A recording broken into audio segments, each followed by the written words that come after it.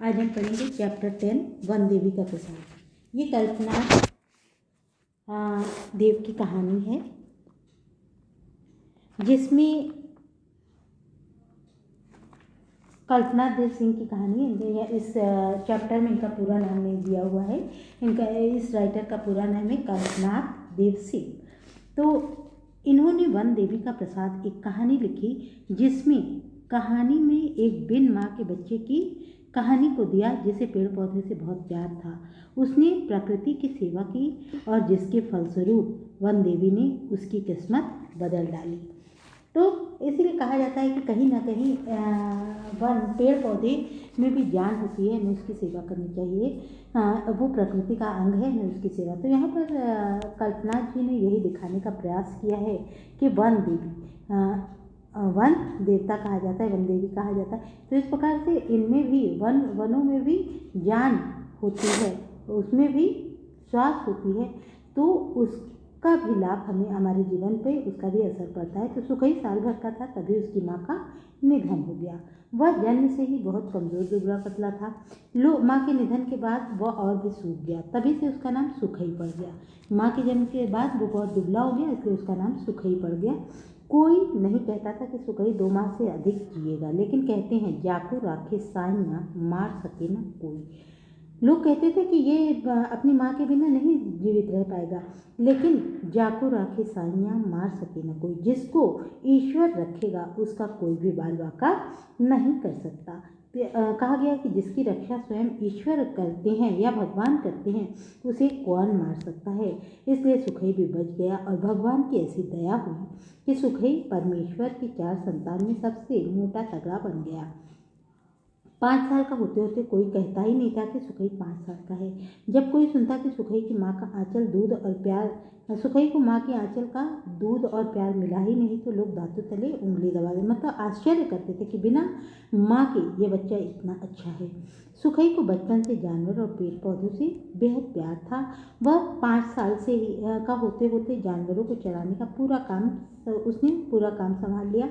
सवेरे 2 सूखी रोटी खाकर वह 1 लोटा पानी पीता था और फिर 2 रोटी अंगोछे में बांधता है। अंगोछा मतलब जो गमछा होता है, उसमें बांध करके उसे अपने जानवर को चराने के लिए जंगल निकल जाता था। सारा दिन जानवर को चराने के बाद वह शाम को घर वापस आता। इस साल पानी बिल्कुल नहीं बरसा। वह फसल सूख रही थी। जंगल के पेड़ पौधे भी उदास लग रहे थे, लेकिन उसकी आदत थी कि वो खेतों में तो बाल्टी बाल्टी पानी डाला करता था, जंगल में जो पेड़ पौधे थे उनको भी पानी दिया करता था और घासों को भी पानी दिया करता था। ये उसकी आदत थी, उसका अपना शौक था कि वो पानी देता रहता था सब में और उसकी सेवा करता था। एक दिन जंगल में खेलते सुखई एक पेड़ के नीचे बैठकर विश्राम कर रहा था तो देखा कि पास ही एक पौधा पानी के बिना कुम्हला गया। उसने देखा कि एक पौधा जंगल में पानी के बिना कुम्हला गया है, तो उसने दौड़कर पौधे के पास वो गया और प्यार से बोला, प्यासे हो क्या, पानी पियोगे? वो पौधे से बात करने लगा, कहने लगा, क्या तुम प्यासे हो, पानी पियोगे? अच्छा, मैं अभी पानी लाता हूँ, कहकर वो गया और पास ही बहती नदी से अपने पीने के मिट्टी के मटके में पानी लाकर उस कुम्हलाए पौधे पर डाल दिया।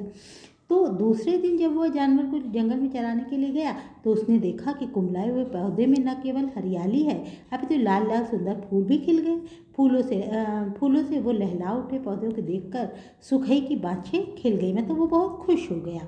उसकी बाछें खिल गई, मतलब आश्चर्य से उसने देखा कि अरे वाह, मेरे प्यार से ये इतना अच्छा हो गया। वो खुश हो गया। अब क्या था, उसकी तो आदत ही बन गई। अब वो फिर क्या था, उसे लगा कि अगर मेरे थोड़े से पानी से इतना हो सकता है, तब उसने सारे में पानी डालना शुरू कर दिया। उसके जानवर बहुत सधे हुए थे। वो जंगल में जब पानी डालता था तो उसके जानवर भी कहीं भागते नहीं थे, सधे हुए थे, भागते नहीं थे। सारा दिन घूम घूम कर जंगल में चरते और शाम होते ही सुखई के पास आ जाते थे। एकत्रित होना मतलब इकट्ठे हो जाना।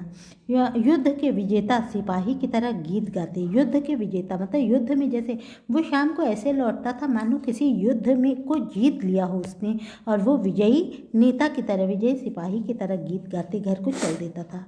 सारा दिन पेड़ पौधों को पानी देने से उसे थकावट महसूस होने की अपेक्षा लगता था, इसलिए कि कोई भी अगर हम काम मन से करते हैं तो हमें थकान नहीं लगती, बल्कि ऐसा लगता है कि मानो और हम खुश लग रहे हैं।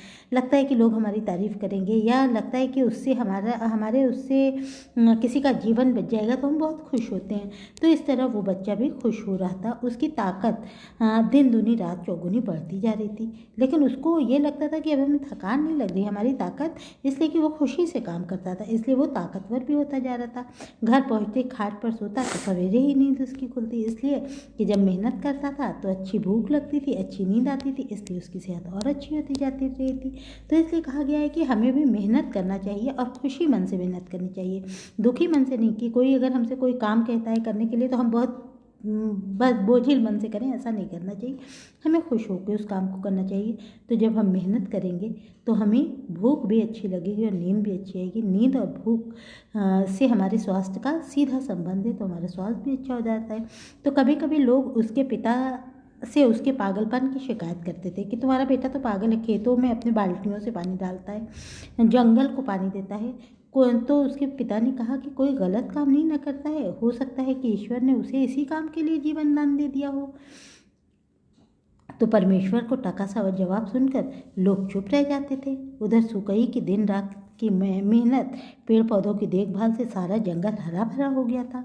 जून का महीना थे, तेज लू के झोंके शरीर को झुलसा देते थे। पसीने से लथपथ सुकई अपने मटके का पानी पेड़ की जड़ों में डालकर ज्यों ही ऊपर उठा, तभी एक बूढ़ी औरत उसके सामने आई। बोली, बेटा मैं बहुत प्यासी हूँ, 2 घूंट मुझे पानी पिला दो। तो उस औरत ने कहा, ये बेटा मैं बहुत प्यासी हूँ, मुझे पानी पिला दो। तो उसने कहा कि अच्छा। इतने प्यार से उसने उसे बेटा कहा था कि उसे लगने लगा कि ऐसे तो किसी ने बेटा कहा ही नहीं है। तो तब उसने इतने प्यार से बेटा कहा था, उसने बचपन से तो कभी बेटा नाम सुना भी नहीं था। तब वो बहुत रोमांचित मतलब प्रसन्न हो गया और बोल पड़ा, आपने मुझे बेटा कहा है, क्या आप मेरी माँ हो? तो ये कहते ही उसकी आँख में आंसू आ गए। अश्रु मतलब होता है आंसू आ गए। तो उसने कहा, बूढ़ी औरत ने कहा कि हाँ बेटा, मैं तुम्हारी माँ हूँ और प्यासी हूँ, मुझे 2 घूंट पानी जल्दी से पिला सकते हो? तो उसने कहा, अभी लाया माँ। सुखई दौड़ के नदी से मटके भर लाया। फिर बुढ़िया से बोला, लो माँ जी भर कर पानी पियो, तुम मेरी माँ हो ना? तो उसने कहा कि हाँ बेटा, मैं तुम्हारी ही माँ हूँ। फिर इन पेड़ों की माँ कौन है माँ? तो उस बूढ़ी औरत ने कहा कि उसकी माँ भी मैं ही हूँ, पेड़ पौधों की माँ भी मैं हूँ। तो माँ तुम्हें भूख लगी होगी। उसने कहा कि तो माँ तुम्हें भूख भी लगी होगी। तो कहा, हाँ भूख तो लगी है, लेकिन मुझे खिलाने के लिए तुम्हारे पास क्या है? उसने पूछा, मुझे खिलाने के लिए तुम्हारे पास कुछ है क्या? तो उसने कहा, अभी लाया माँ, कहकर तो कहीं दौड़ता हुआ कुछ फलदार पेड़ों के पास जाकर बोल पड़ा, पेड़ भैया, मेरी माँ को भूख लगी है, उन्हें खिलाने के लिए कुछ फल दोगे क्या? इतना कहते ही ढेर सारे पके फल उस धरती पर आ गिरे। जल्दी इतने उसने फलों को लेकर बूढ़ी औरत अर्थात अपनी माँ के, जिसको समझ रहा था, उसके पास गया। उसने देखा कि उसके दोनों मटके खाली पड़े हैं। वो आश्चर्य से बुढ़िया से पूछ बैठा, आश्चर्य से उसमें, तुम इतनी प्यासी थी माँ, तो मुझे पहले क्यों नहीं पुकारा? हाँ, तो इस तरह से उसने कहा कि तब तो मैं तुम्हें देता। और इस तरह से उसने उसकी प्यास बुझाई। और जब उसके बाप फल तोड़ने के लिए फल लेके गए, तो उनके फल की जगह ईंटा पत्थर वो चुन के ले गए, तो उनके ईंटे पत्थर जो थे वो सोने के हो गए उसके आशीर्वाद से। फिर वो तभी से वो लोग बहुत माला माल हो गए। उसकी सेवा से प्रसन्न होकर वन देवी ने उन्हें प्रसाद दे दिया।